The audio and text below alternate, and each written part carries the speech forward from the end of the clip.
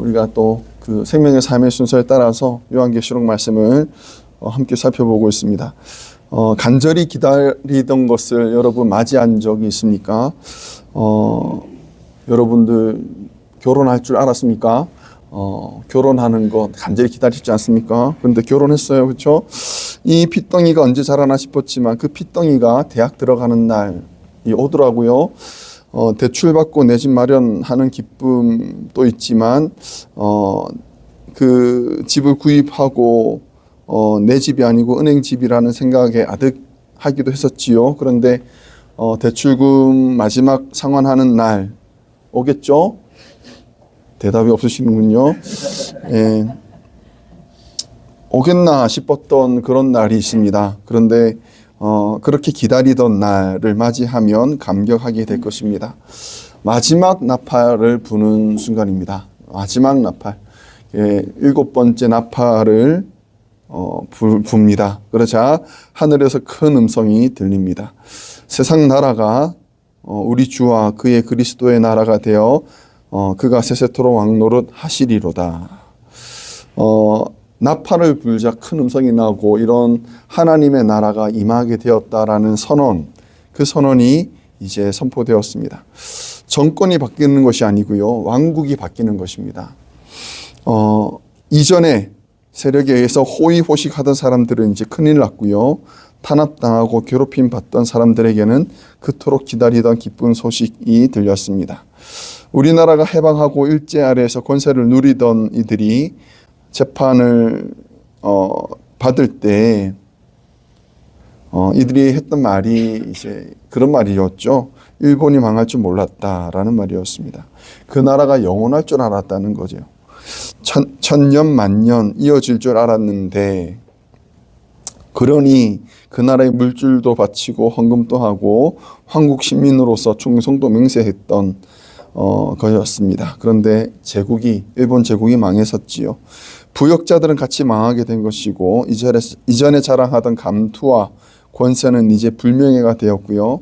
이제는 꽁꽁 숨겨야 되는 그런 것들이 되었습니다. 반면 감옥에 갇혀 있었거나 끝까지 반항했던 독립군들은 그 몸에 깊게 새겨져 있던 상처가 이제는 훈장이 되었고 사람들 앞에 보여줄 수 있는 영광이 되었습니다. 하나님 나라가 임재하셨다라는 것은요, 세상 왕국이 망했다라는 것입니다. 그토록 의기양양하고 그토록 권세를 부리던 왕들과 권세자들은 망하게 된 것입니다. 여러분, 끝은 있습니다. 끝은 있습니다. 고난의 시기, 눈물의 시기는 분명 마침이 있습니다.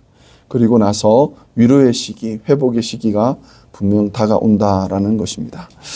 동시에 하나님 나라가 임재하셨다라는 것은요, 나의 나라는 망했다라는 것을 우리가 인식해야 됩니다. 우리도 하나님께 항복해야 됩니다. 우리도 하나님께 항복해야 됩니다. 사도 바울이 갈라디아서에서 이렇게 말을 합니다. 갈라디아서 우리가 잘 아는 말씀이죠. 그런지 이제는 내가 사는 것이 아니요 오직 내 안에 그리스도께서 사시는 것이라. 이것이 항복선언이에요. 하나님의 나라가 임했다. 하나님의 통치가 임했다. 그러면 나의 통치는 이제 끊어진 것이고 나의 제국은, 나의 왕국은 사라진 것이요. 내가 대장이었고 내가 왕이었던 영역에서 이제는 그리스도께 주권을 내어드려야 된다라는 것입니다. 오늘 본문 16절에 보시면 24장로가 등장을 합니다. 이 24장로는 신약과 구약의 대표되는 사람들이라고 보시면 되고, 이 24장로들이 이제 하나님의 통치가 선포되자 어떻게 하냐면 열광하고 찬양하는 것이 아니었어요. 이들의 모습을 보면 좀 다릅니다. 16절에 보시면 하나님 앞에서 자기 보좌에 앉아있던 24장로가 엎드려 얼굴을 땅에 대고 하나님께 경배하여 라고 말합니다. 하나님의 통치가 선언되고 이들이 보여주었던 장면은 자신들의 보좌에서 내려와 엎드려 얼굴을 땅에 대는 거였습니다. 이것은 항복 선언이죠. 그리고 자기 머리에 있던 관을 내려놓았습니다.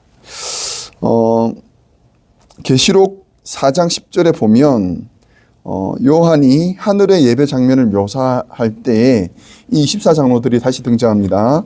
말씀을 제가 읽어드리면 24장로들이 보좌에 앉으신 이 앞에 엎드려 세세토록 살아계시는 이에게 경배하고 자기의 관을 보좌 앞에 드리며 이르되 자기가 쓰고 있던 그 면류관, 그 영광, 자기의 자리와 지위를 나타내는 그 영광스러운 것을 내려놓고 그것을 보좌 앞에 드렸다라고 얘기합니다. 하나님의 보좌 앞에 드린 거지요. 이게 무슨 말입니까? 항복이에요, 항복.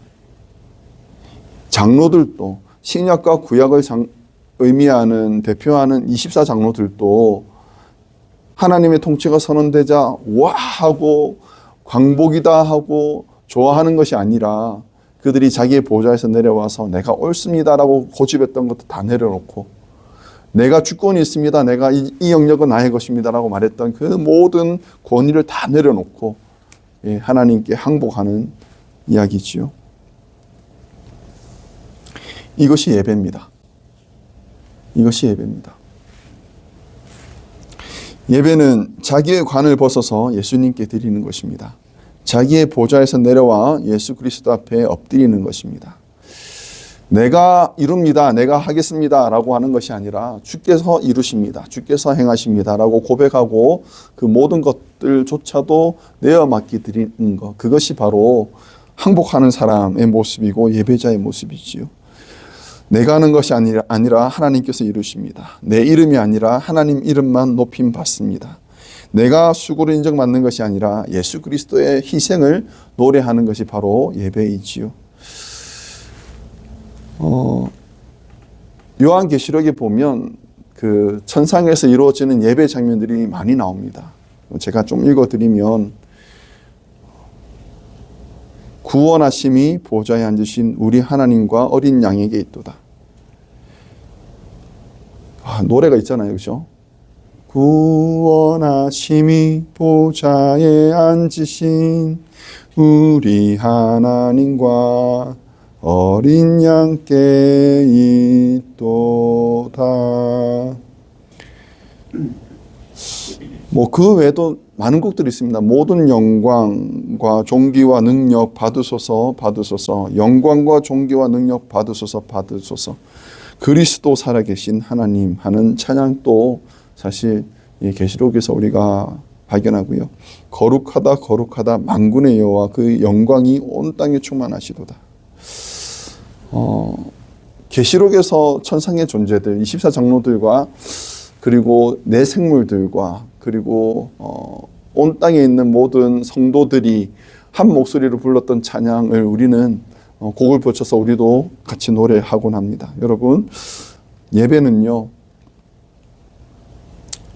우리가 엎드려야 할 대상이 내 위에 있다라는 것을 깨닫는 시간입니다. 모든 주권과 권세가 나에게는 없고 오직 하나님께만 있음을 인정하는 시간입니다. 우리 예배가 나의 관은 내려놓고 마땅히 찬양받으신 하나님과 예수 그리스도 앞에서 겸손하게 항복하는 우리의 예배가 되기를 축복합니다. 하나님의 나라가 임재가 가져오는 두 번째 영향은 상과 벌을 주신다라는 것입니다. 24장로들의 찬양이 18절에도 이어지는데요. 이렇게 말합니다. 18절에 보시면 이방들이 분노하며 주의 진노가 내려 죽은 자를 심판하시며 종 선지자들과 성도들과 또 작은 자든지 큰 자든지 주의 이름을 경외하는 자들에게 상 주시며 또 땅을 망하게 하는 자들을 멸망시키실 때로소이다. 모든 학생들이 학기를 마치며 성적표를 받아옵니다. 성적표는 한 학기 동안 학생이 어떤 그 성취를 나타내었는지를 보여주는 그런 결과입니다. 경기가 마치면 그리고 모든 운동이 마치면 결과에 따라서 시상식이 열립니다.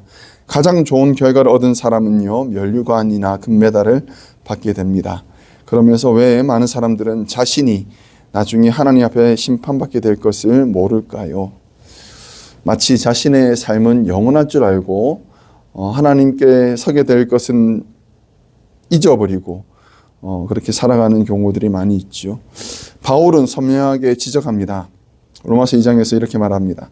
하나님께서 각 사람에게 그 행한 대로 보응하시되 참고 선을 행하며 영광과 존귀와 썩지 아니함을 구하는 자에게는 영생으로 하시고 오직 당을 지어 진리를 따르지 아니하고 불의를 따르는 자에게는 진노와 분노로 하시리라.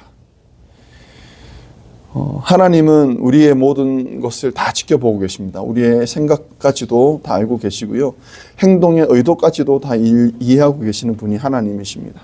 사람들이 보았을 때는 적당히 속고 넘어갈 수 있지만 하나님을 속일 수는 없지요. 우리는 언젠가는 하나님 앞에 서게 됩니다. 남을 판단하기 전에 우리의 언행을 먼저 점검하기를 바랍니다. 우리의 말과 행동이 하나님 보시기에 합당하냐? 내가 행하는 것이 하나님 보시기에 합당하냐? 이 생각을 가지고 자신을 살피면서 살아가는 우리가 되기를 바랍니다. 여러분들이 성인군자가 되라는 것이 아니에요. 우리가 가져야 될 자세는 뭐냐면 하나님이 나를 지금 지켜보고 있다. 하나님이 우리를 지켜보고 있다.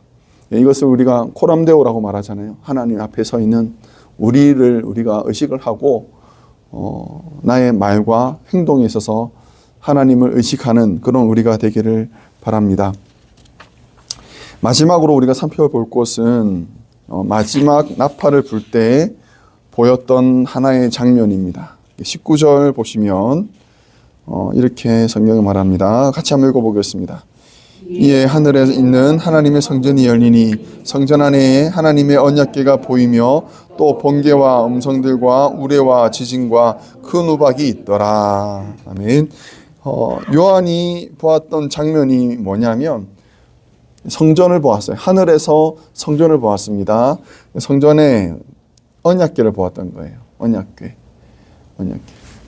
우리가 지금 요한계시록 기록 연대를 정확히는 알지 못하지만 분명한 것은 그 로마 장군에 의해서 디도에 의해서 로마가 점령이 되고 그리고 성전이 파괴되고 그 안에 있는 것들은 다 빼앗겨서 로마로 이렇게 가져가게 되는 일들을 겪었습니다. 이미 겪었고 그 이야기가 지금도 여러분이 로마의 그 티투스 장군의 개선문이 있거든요.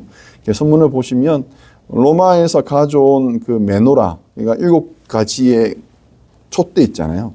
촛대라든지 성경 기물들을 가지고 들어가는 것이 조각되어 있습니다. 로마의 입장에서는 승전 기념품이고 이스라엘 입장에서는 온통하게 빼앗긴 하나님의 성물이에요. 빼앗겼습니다. 그런데 그때 기록되어 있는 부조를 보면 법궤가 없어요. 법궤가 없습니다. 법궤는 없고 다른 성물들만 있습니다. 왜냐하면 법궤는 그 전에 이미 잃어버렸거든요. 그러니까 남유다가 멸망당했을 때 한 500년, 600년 정도 전이죠. 남유다가 멸망당했을 때 바벨론에 의해서 멸망당할 때 성전이 그때도 무너졌죠. 무너지고 그때 잃어버렸습니다. 그 성전의 그 언약궤에 대해서 여러 가지 이야기들이 나오는데 그 마카베오라는 성경이 있습니다. 마카베오 후서가 있는데 그 책에 따르면 선지자 예레미야가 모세가 승천했던 느보산 어디엔가 동굴에 숨겨놓고는 그 입구를 막아버렸다라고 얘기를 합니다. 또 어떤 이들은 언약궤가 솔로몬 사원 밑에 있는 지하 통로에 있다라고 생각을 하고 실제로 솔로몬 그 사원 밑에 통로를 들어갑니다. 찾다가 그 이슬람 사람들한테 잡혀가지고 곤욕을 당한 적도 있고요. 골고다 언덕 어디인가 있을 것이다 라고도 말하는 사람들도 있고, 이디오피아 사람들은요, 솔로몬의 아들인 자기들의 왕이 언약궤를 이디오피아에 가져왔고 지금도 악순이라는 성당 어디인가 모셔두고 있다라고 말하고 오늘날까지 그들은 그것을 모시고 있다 주장합니다. 그런데 어느 곳도 그 존재를 증명하지 못합니다. 언약궤는 잃어버렸습니다. 언약궤를 잃어버렸습니다. 언약궤가 뭡니까? 언약궤가 있고 그 위에 시온자가 있잖아요. 은혜의 보좌가 있잖아요. 그게는 하나님께서 임재하신다는 상징이 있고 언약궤가 움직이면 하나님이 움직인다라고도 그들은 이해했습니다. 하나님과 죄인이 만나는 그런 장소이기도 했지요. 희생제물을 가지고 법궤에다 언약궤 위에 부으면 하나님께서 그 피를 부은 것으로 인하여서 제사장뿐만 아니라 그가 대신에 하고 있는 모든 백성들의 죄까지도 용서해 주는 그런 하나님과 죄인이 만날 수 있는 유일한 통로이기도 했습니다. 언약궤가 너무나도 소중하고 귀한 것이었습니다. 언약궤를 만들 것을 명령하시면서 하나님께서 이렇게 말씀하셨습니다. 거기서 내가 너와 만나고 속죄소 위 곧 증거궤 위에 있는 두 그룹 사이에서 내가 이스라엘 자손을 위하여 내게 명령할 모든 일을 내게 이르리라 라고 말씀하십니다. 하나님께서 말씀을 전달하는 것도 언약궤를 통해서 하겠다라고 하셨던 거지요. 그런데 그 귀한 언약궤, 잃어버렸던 그 언약궤를 지금 요한이 보는 거예요. 요한이 그것을 발견했을 때 얼마나 마음이 기뻤을까요? 얼마나 반가웠을까요? 얼마나 그 마음속에 간절했을까요? 우리가 잃어버렸던 그 언약궤가 저기 있구나. 하늘의 성소에 있구나. 저것이 참된 예배의 초소구나. 라는 생각이 들지 않았을까요? 그리고 그 자리를 사모하지 않았을까요? 19절 말씀을 보면서 저는 예배자가 간절히 소망하는 것, 그것을 발견했다라고 생각을 합니다. 그것은 하나님의 임재입니다. 계시록 21장, 우리가 요한계시록 마지막 부분인데요. 계시록 21장에서 요한은요, 새 예루살렘을 바라보게 됩니다. 온갖 보석과 아름다운 것들로 단장되어 있습니다. 그렇지만 가장 큰 압권은 22절에 나오는데요.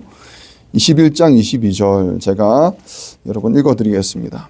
성 안에서 내가 성전을 보지 못하였으니 이는 주 하나님 곧 전능하신 이와 및 어린 양이 그 성전이심이라. 새 예루살렘은 하나님의 새로운 통치가 임하는 것을 의미하는 거잖아요. 그 안에 성전이 마땅히 있어야지요. 성전이 가운데 있어야지요. 그런데 성전은 보이지 않는다는 거죠. 보이지 않고 뭐가 보입니까? 어린 양이 보이는 거예요. 어린 양. 어린 양이 계시는 것만으로 이 새 예루살렘은요, 완벽해집니다.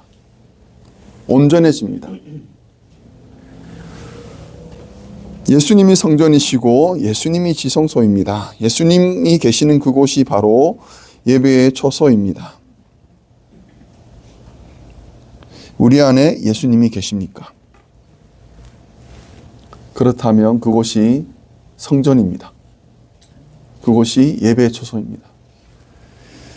하나님의 임재가 우리 교회에 임했습니다. 우리에게 임했습니다. 비록 우리는 작고 보잘것없습니다만 예수님이 여기 계신다면 여기가 성전입니다. 여기가 참된 교회입니다. 예배를 드리면서 우리 머리에서 관을 내려놓으시기 바랍니다. 여러분 고집 꺾으셔야 됩니다. 내가 옳다라고 생각하는 그 신념조차도 우리는 내려놓아야 됩니다. 우리가 옳다라고 생각하는 그 보잘것없는 고집 있잖아요. 죄송합니다. 제가 보잘것없다라고 말씀드리는 거에 대해서는. 여러분, 확실하다고 생각하는 그것이 하나님 앞에서는 부질없이 꺾이는 거 아십니까? 욥이 나는 옳아요, 나는 잘못한 거 없어요라고 그렇게 고집 부리다가 나중에 하나님을 만나게 되었을 때 하나님이 욥 보고 칭찬하지 않으셨거든요. 하나님 앞에서 박살났습니다.